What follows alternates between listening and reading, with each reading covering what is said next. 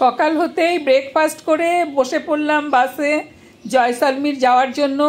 দূরত্ব কিন্তু অনেক, 330 কিলোমিটার আমাদের যেতে হবে। আমরা রেডি বসে গেছি কিন্তু বাসে।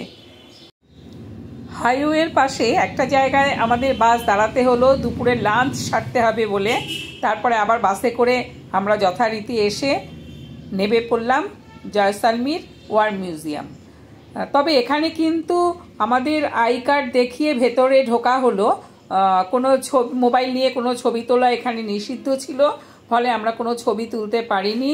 ভেতরটা ঘুরে আমরা আবার বাসে উঠি এবং ইভিনিংয়ে একটা জায়গায় দাঁড়াই। চা খেয়ে আমরা আবার বাসে উঠে পড়ি এবং আমাদের বাস এসে দাঁড়ায় আমাদের হোটেল সোনা তার সামনে। এখানে কিন্তু সবই সোনার মতো দেখতে, হোটেল, বাড়ি, ঘর সব কিছুর কালার সোনার মতো। আর আমরা কালকে যাব দেখতে সোনার কেল্লা।